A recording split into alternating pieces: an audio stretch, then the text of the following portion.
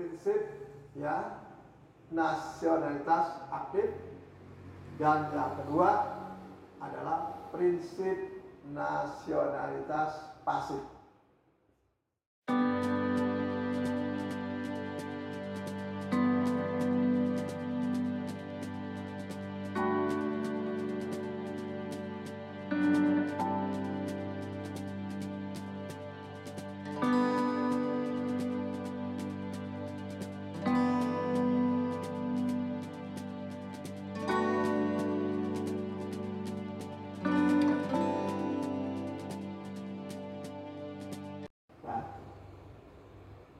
Nah, prinsip nasionalitas aktif ini maksudnya begini.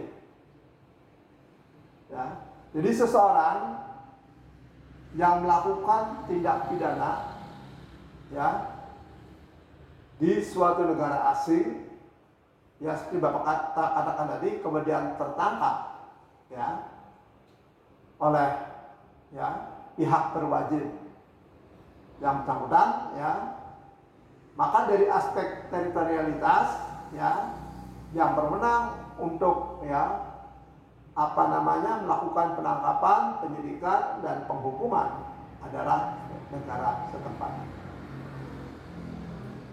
Akan tetapi apabila kemudian misalnya pelaku kejahatan itu melarikan diri ya dari negara ya tempat dia melakukan kejahatan ya, kemudian dia menyeberang masuk ke Indonesia ya, maka si pelaku ini ya tetap bisa dihukum ya berdasarkan tadi prinsip nasionalitas aktif.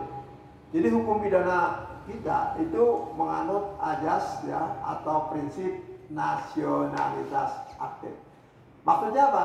Hukum pidana Indonesia itu berlaku bagi orang-orang Indonesia yang melakukan kejahatan di luar negeri. Ya. Tapi di samping tadi prinsip ya nasionalitas ya, itu ada prinsip lain bahwa apabila pelaku tindak pidana ya yang melakukan tindak pidananya di luar negeri kemudian tertangkapnya di Indonesia, maka Bapak katakan tadi yang berhak melaksanakan yurisdiksi itu adalah tetap Indonesia.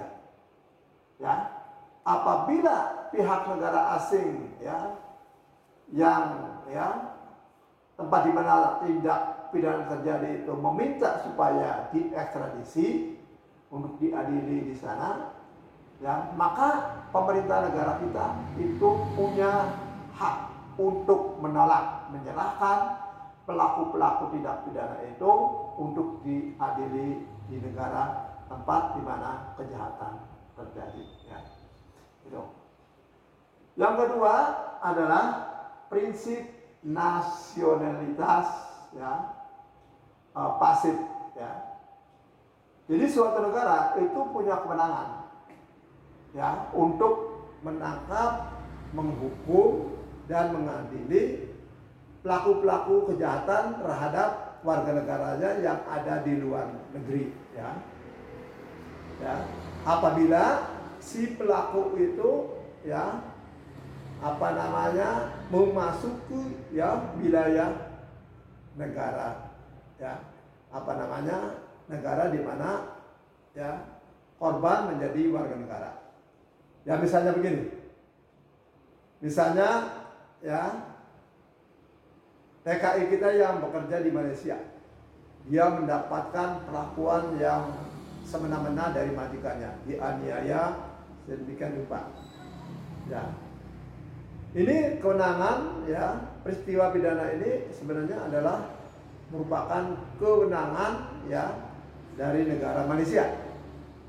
Ya, apabila negara Malaysia itu ya tidak menghukum pelaku penganiayaan terhadap TKI kita itu, maka apabila pelaku itu datang ke ya negeri kita, maka negara kita itu bisa menangkap pelaku itu ya untuk diadili di negara kita.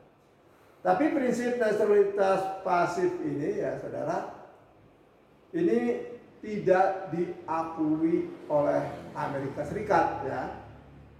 Tidak diakui oleh Amerika Serikat. Di mana pernah ya seorang bernama Cutting, ya. Cutting ini ya karena dia sebagai seorang mungkin redaksi dari suatu surat kabar di Amerika, ini sering membuat tulisan-tulisan ya yang mengkritisi ya kebijakan pemerintah Meksiko ya pada saat itu. Nah, ketika Cutting ini ya berkunjung ke Meksiko, ya Cutting ini kemudian ditangkap oleh ya penguasa ya Meksiko. Nah, atas tindakan ini Amerika Serikat protes, ya, karena di Amerika Serikat itu terdapat kebebasan pers, ya. Ya, atas tindakan itu, ya, akhirnya, ya, jadi di sini Amerika protes, ya, penangkapan terhadap Cutting Case, ya. Nah, akhirnya karena ada protes dari Amerika Serikat, ya, Cutting ini kemudian dibebaskan oleh pemerintah Meksiko. Nah, saudara,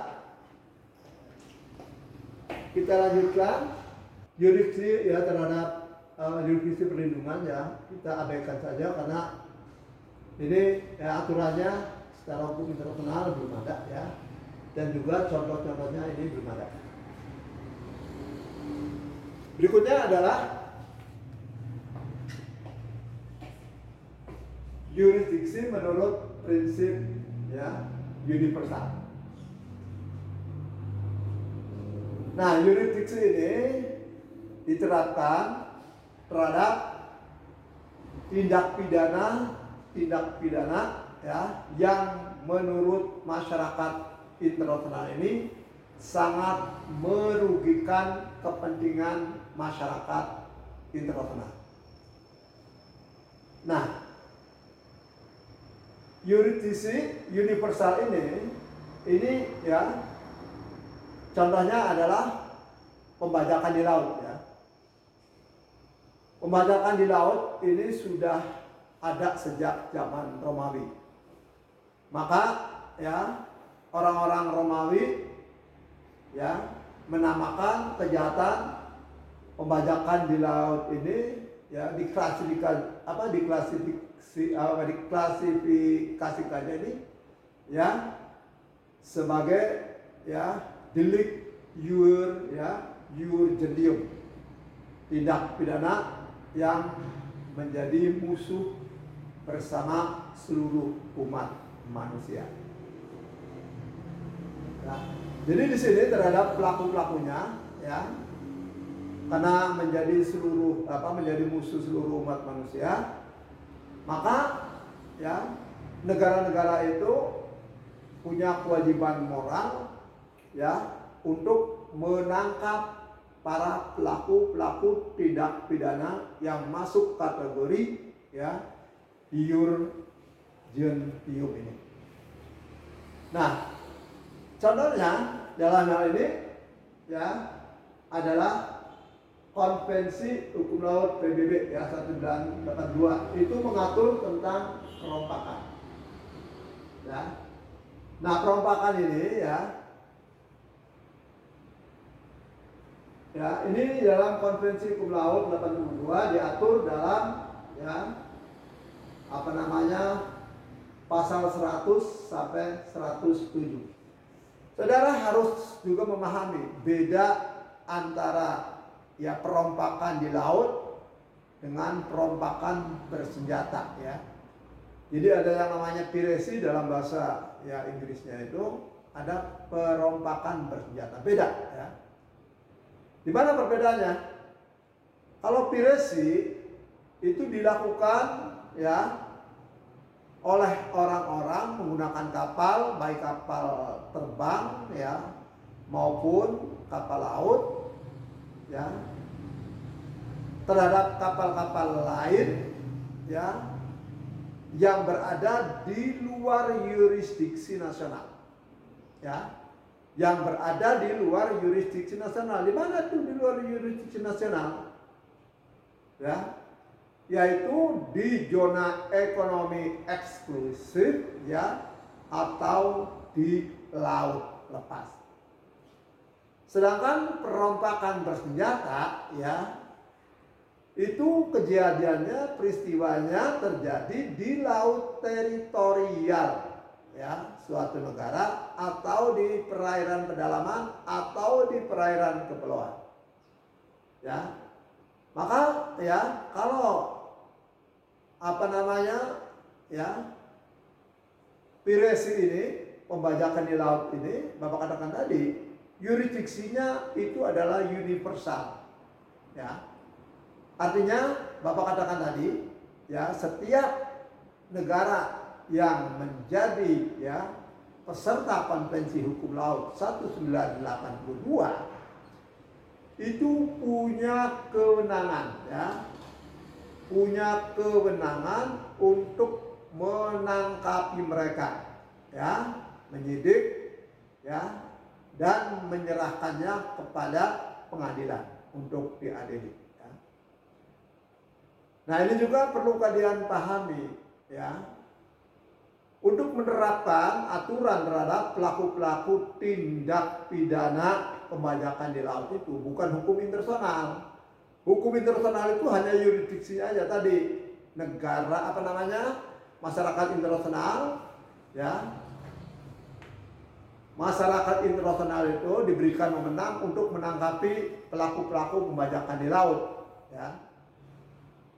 Tapi penerapan hukumnya terhadap pelaku-pelakunya, misalnya kalau ditangkap di Indonesia, maka yang berlaku adalah ketentuan Kitab Undang-Undang Hukum Pidana ya, yang mengatur tentang pembajakan di laut. Jadi bukan hukum internasional ya. Ini perlu kalian pahami.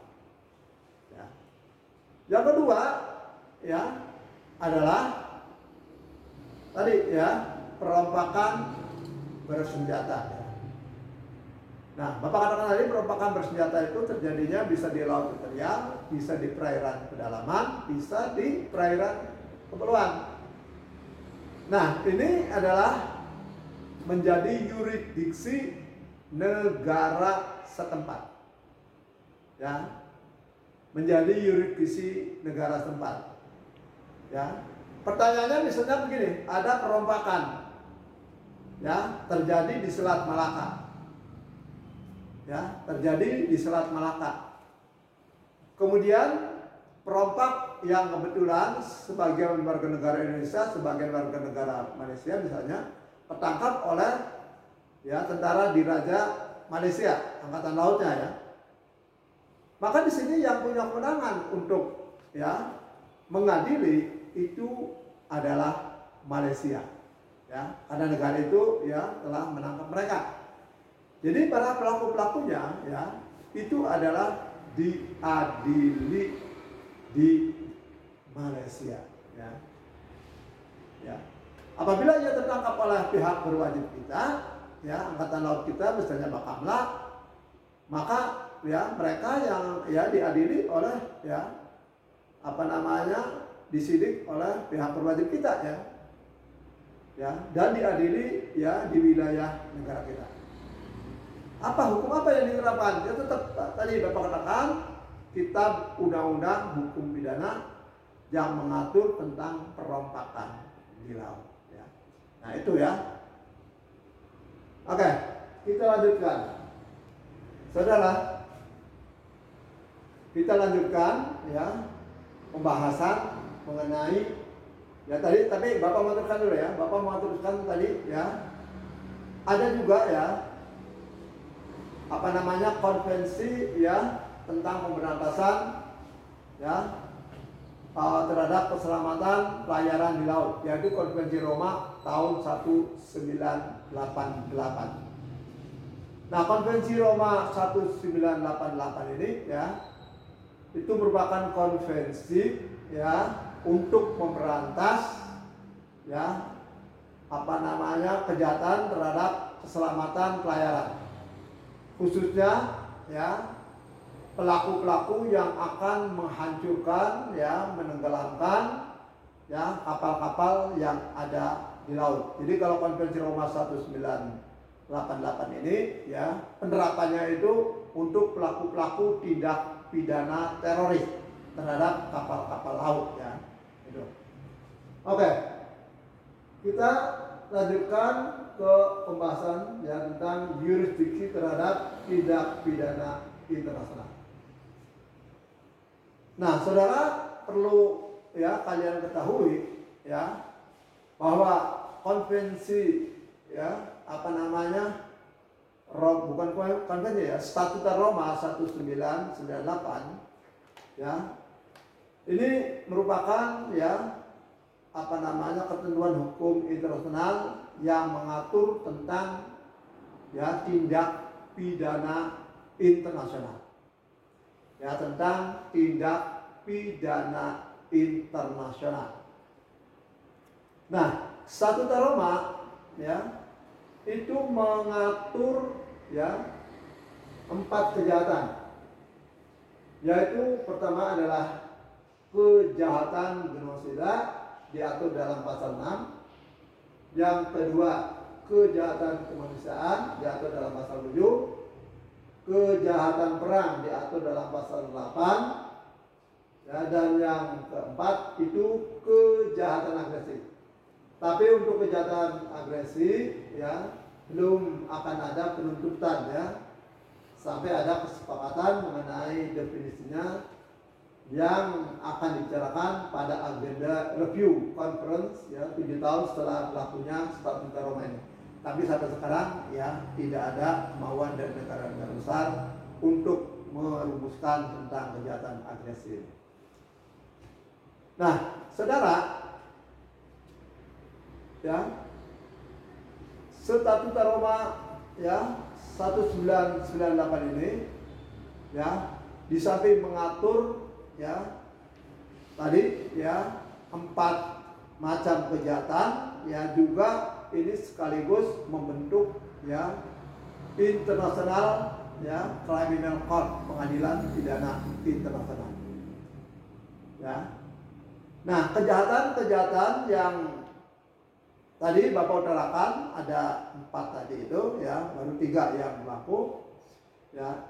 Ini merupakan kejahatan luar biasa ya. Bukan kejahatan universal, beda ya. Ini masuk ke dalam kejahatan luar biasa. Siapa yang memiliki yurisdiksi ya terhadap pelaku-pelaku ya kejahatan internasional ini? Ya. Sebenarnya yang pertama kali memiliki yurisdiksi itu adalah negara di mana ya pelaku-pelakunya itu menjadi warga negara ya. Ya, jadi yang punya kewenangan melaksanakan yurisdiksi, menangkap ya, menyidik, menahan, ya mengadili para pelaku-pelaku kejahatan ini ya. Itu adalah negara di mana orang itu menjadi warga negara ya. Jadi yang namanya ICC, International Criminal Court atau pengadilan pidana internasional itu hanya merupakan pengadilan pelengkap saja ya. Ya. Merupakan pengadilan pelengkap saja apabila ya negara di mana orang-orang menjadi pelaku tindak pidana itu tidak mampu mengadili, baru bisa menyerahkan ya pelaku-pelaku tindak pidana itu ke jaksa penuntut umum dari ya Mahkamah Pidana Internasional. Oke.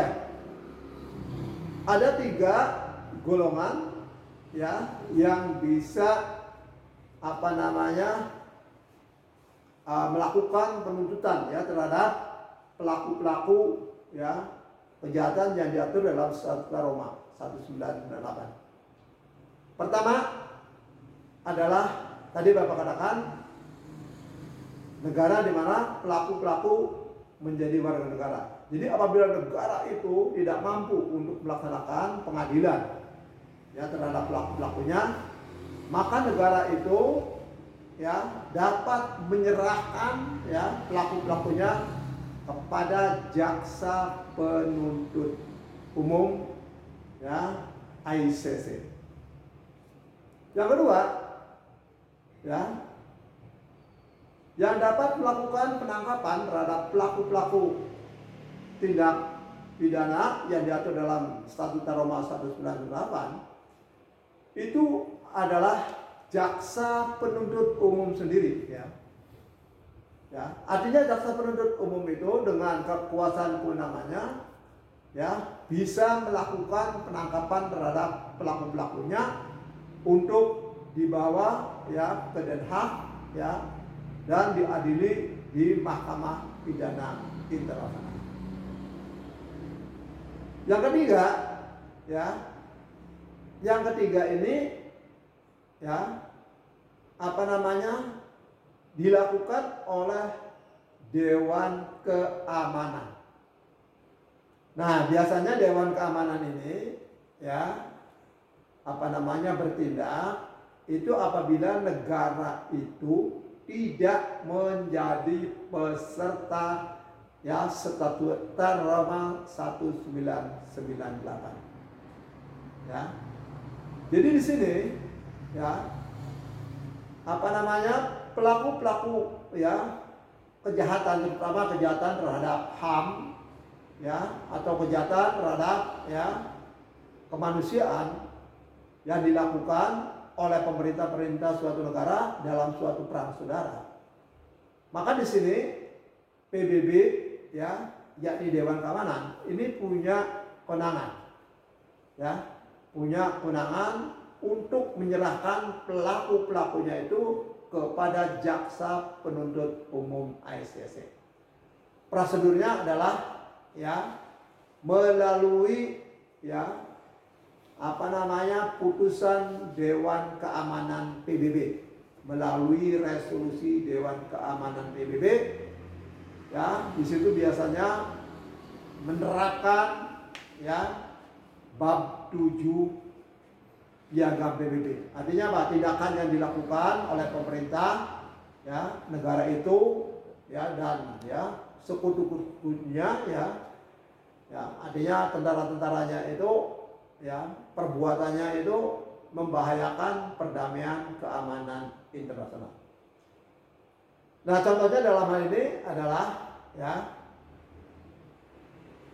itu adalah ya resolusi lupa ya ada di dalam buku Bapak itu penyerahan ya ada resolusi Dewan Keamanan PBB ya yang isinya itu referat menyerahkan ya Presiden Gaddafi, istrinya, anak-anaknya termasuk ya kepala angkatan bersenjatanya untuk ya diserahkan kepada jaksa penuntut umum ICC.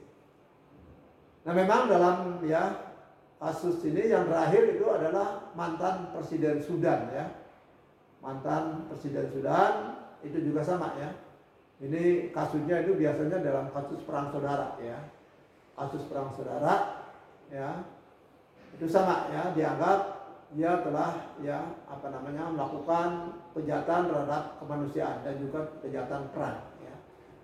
Maka berdasarkan pada resolusi Dewan Keamanan menggunakan ya bab 7 piagam ya itu menyerahkan ya mantan Presiden Sudan itu lupa ya namanya Bapak ya.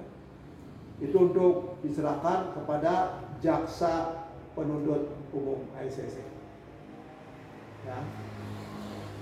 Nah, sebelum ada ICC memang ada ya lembaga peradilan lain yang dibentuk oleh Dewan Keamanan PBB, yaitu adalah ICTY ya, yaitu International Criminal Tribunal for former ya Yugoslavia ya.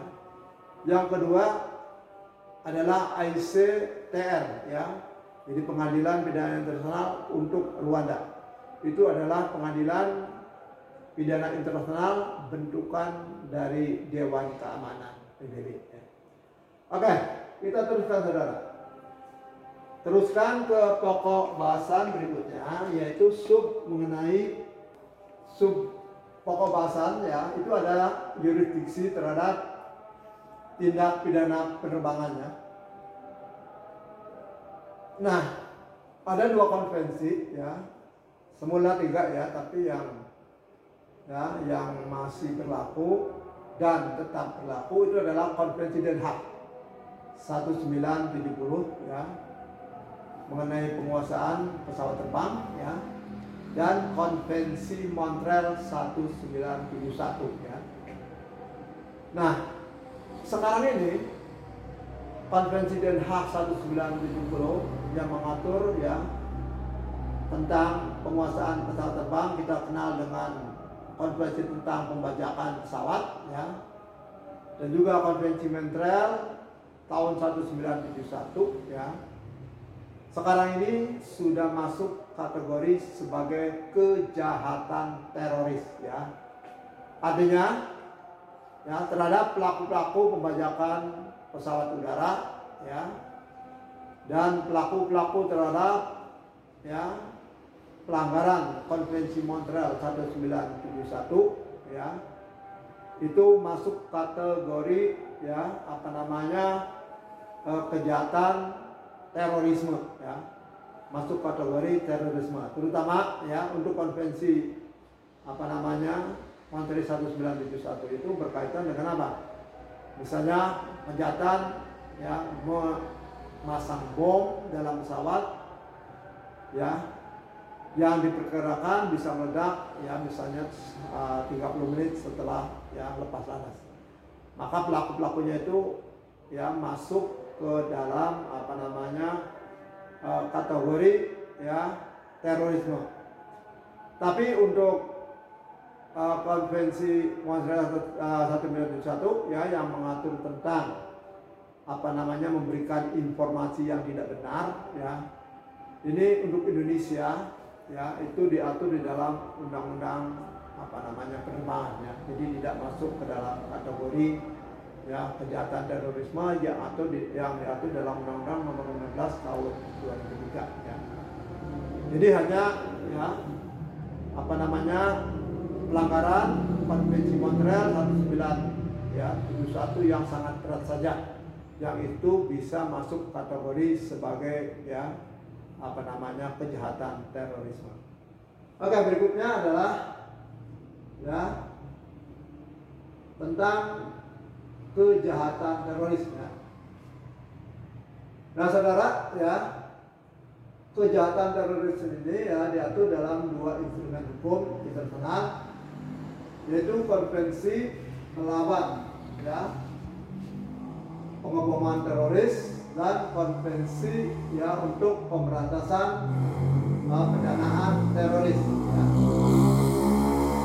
Bapak tidak akan menjelaskan mengenai rumusan kejahatannya, yang jelas mengenai yurisdiksinya ya. Jadi negara-negara yang menjadi peserta dari kedua konvensi ini ya harus membuat legislasi nasional. Artinya membuat undang-undang yang mengatur tentang ya terorisme ini, baik mengenai pengeboman terorisnya ya, maupun ya orang-orang yang mendanai kegiatan terorisme ini. Ya. Nah, negara ya yang sudah memiliki ya undang-undang tentang pemberantasan tindak pidana teroris ya, ini memiliki ya yurisdiksi terhadap pelaku-pelaku yang melakukan kejahatan pengeboman teroris di dalam wilayahnya atau di dalam kapal-kapal ya yang terdaftar di negaranya ya, itu ya. Jadi memiliki yurisdiksi ya terhadap pelaku-pelaku yang melakukan kejahatan pengeboman teroris di dalam wilayahnya ya. Yang kedua, di dalam kapal-kapal yang berbendera atau terdaftar di negaranya ya. Negara lain ya, apabila negara yang bersangkutan tidak melaksanakan yurisdiksi terhadap pelaku-pelakunya, juga punya kewenangan untuk mengadili ya pelaku-pelaku itu ya di negaranya melalui ekstradisi. Nah, kita contohkan dalam kejahatan pengeboman yang dilakukan oleh 3 serangkai ya, Imam Samudra, kemudian Amroji ya, satu laginya Bapak lupa ya. Itu ya yang menjadi korban penghukuman pada tahun 2001 itu dari berbagai negara, Australia, Belanda, Amerika, ya, termasuk warga negara Indonesia sendiri. Tapi karena pelaku-pelakunya tertangkap di Indonesia dan diadili di Indonesia, ya, dan dijatuhi hukuman mati, maka negara lain, ya, karena sudah diadili di Indonesia, ya, itu tidak, ya, punya kewenangan lagi untuk menuntut supaya mereka diadili di negaranya. Ya, itu ya. Jadi artinya begini, ya, apabila ada suatu peristiwa pengeboman, ya, terhadap fasilitas umum yang menjadi korban itu beberapa negara, maka secara teoritis, ya, negara-negara yang bersangkutan, ya, yang warga negaranya ini menjadi korban punya, ya, hak melaksanakan yurisdiksi, ya, terhadap pelaku-pelakunya, ya, punya yurisdiksi, ya. Artinya kalau antara, ya, negara itu dengan negara tempat di mana pengeboman terjadi punya perjanjian ekstradisi, ya, maka, ya, bisa saja, ya, apa namanya, negara tempat di mana terjadinya, ya, pengeboman itu menyerahkannya kepada, ya, masing-masing negara, boleh, ya. Tapi itu merepotkan, ya. Makanya dalam kasus pengeboman bom Bali, ya, tahun 2001 itu karena pelaku-pelakunya itu sudah ditangkap di Indonesia, di Indonesia, maka, ya, dengan hukuman mati, maka, ya, negara lain itu tidak punya kewenangan lagi, ya, untuk mengadili mereka. Jadi intinya itu negara lain itu, ya, yang menjadi ada warga negaranya yang menjadi korban penghukuman itu punya kewenangan, ya, melaksanakan yurisdiksi terhadap pelaku-pelakunya. Apabila, ya, negara tempat di mana kejahatan terjadi tidak melaksanakan yurisdiksinya. Dan ini juga, ya, memang konvensi itu ada menentukan bahwa, ya, konvensi ini juga bisa dipakai untuk sebagai perjanjian ekstradisi. Tapi dalam praktek itu, ya, itu belum pernah dilaksanakan.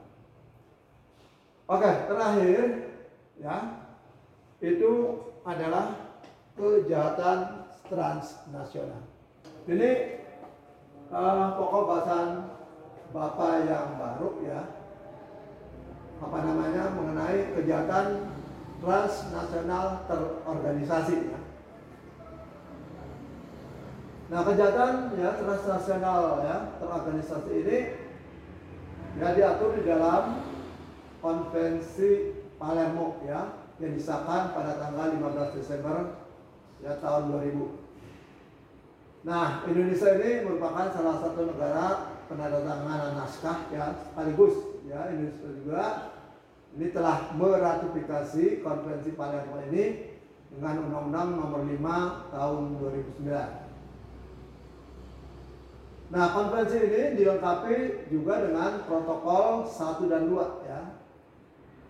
Yaitu protokol untuk mencegah, menindak, dan menghukum perdagangan orang, terutama perempuan dan anak-anak, ya.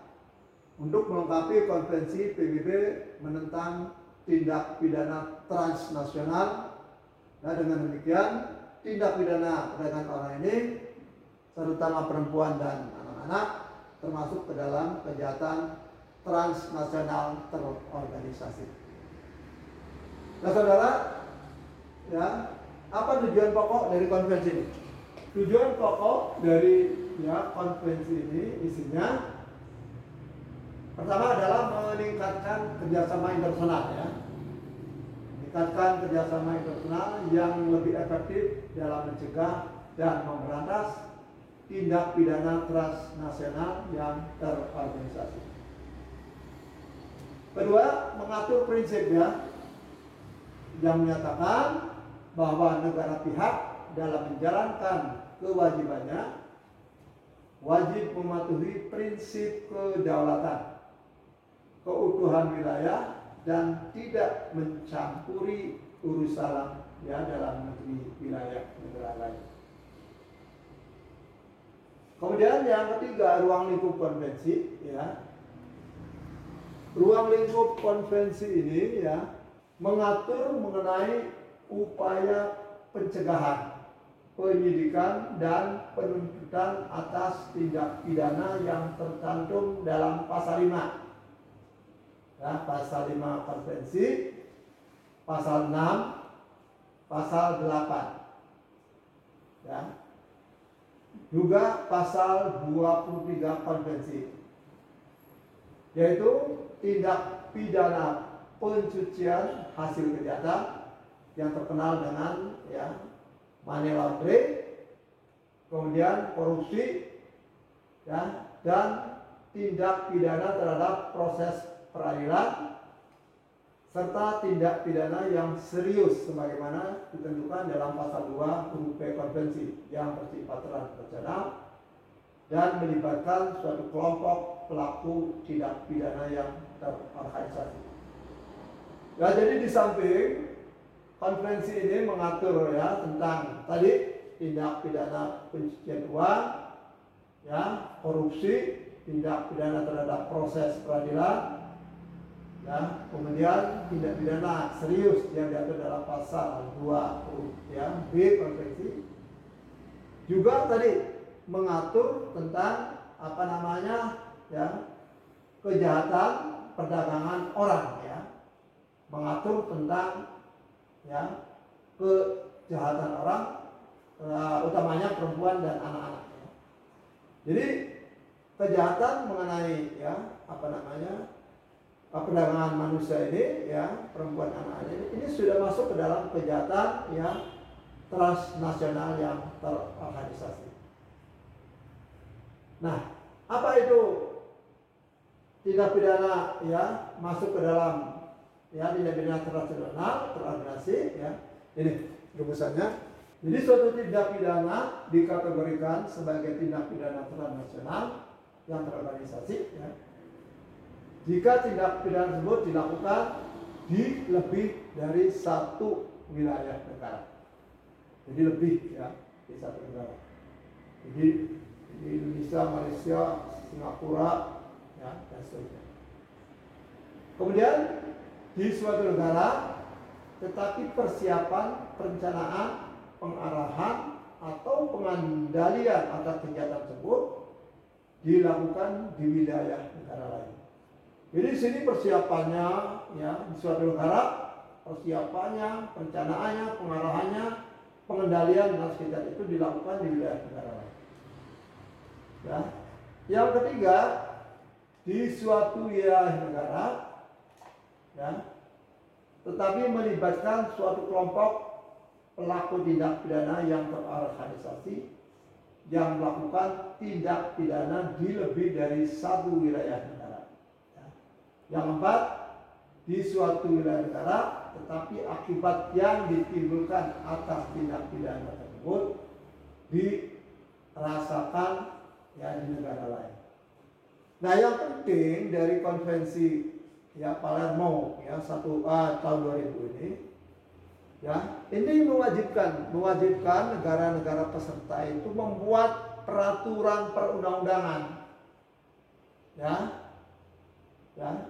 peraturan perundang-undangan. Artinya semula negara kita, Indonesia itu tidak memiliki undang-undang tentang tindak pidana pencucian uang, sekarang sudah punya. Kemudian kalau tindak pidana korupsi memang kita itu sudah punya duluan, sudah punya duluan. Kemudian apalagi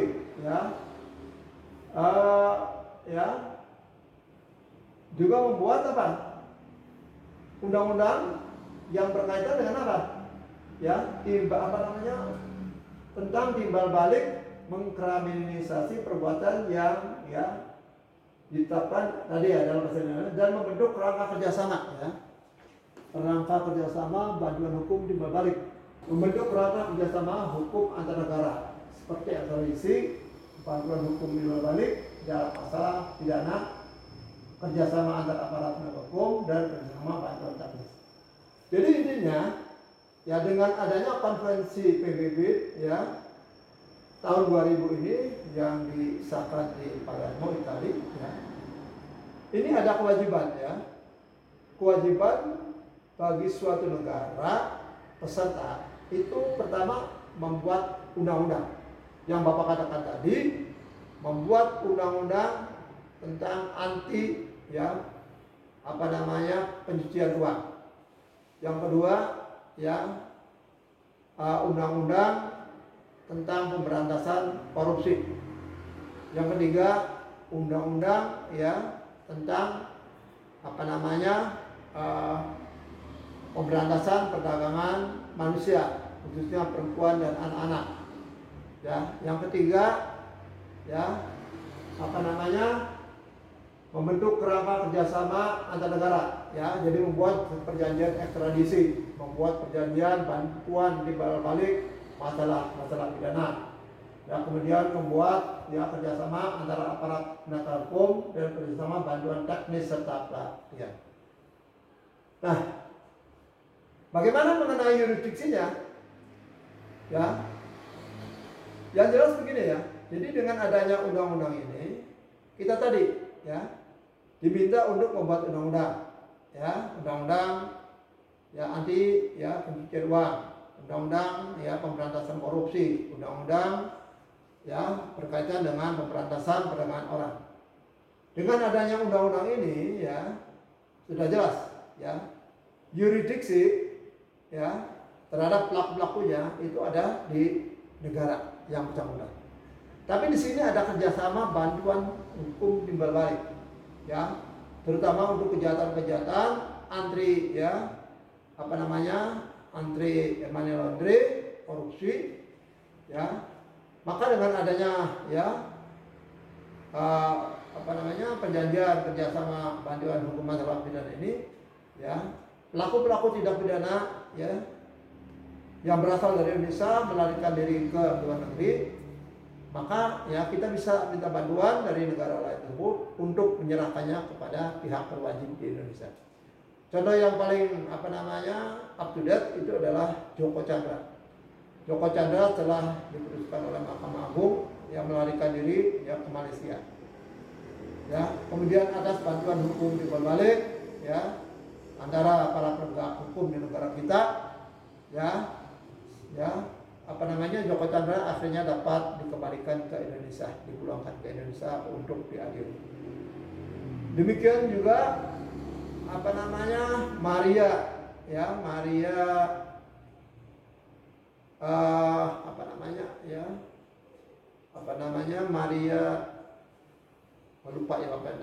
itu melarikan dirinya itu jauh sekali di Eropa ya. Melarikan dirinya itu di Serbia, ya. Tapi atas kerjasama yang baik antara pemerintah Indonesia dengan pemerintah Serbia, akhirnya ya Maria Sumampau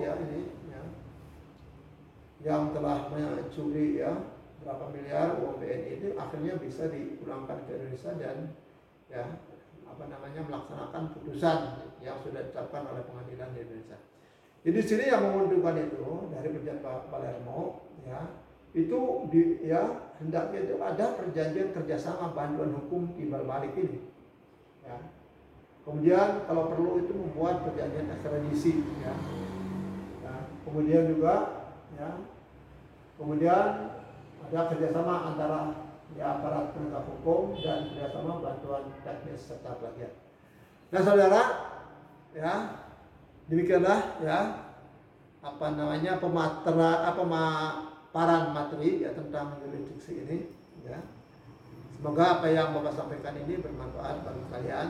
Dan untuk jelasnya, nanti saudara bisa mengunduh materi Bapak di mata kuliah hukum internasional, yaitu di virtual class. Insyaallah nanti Bapak akan upload materi-materi hukum internasional ini di dalam virtual class. Terima kasih atas perhatian saudara. Bapak akhiri dengan Assalamualaikum warahmatullahi wabarakatuh.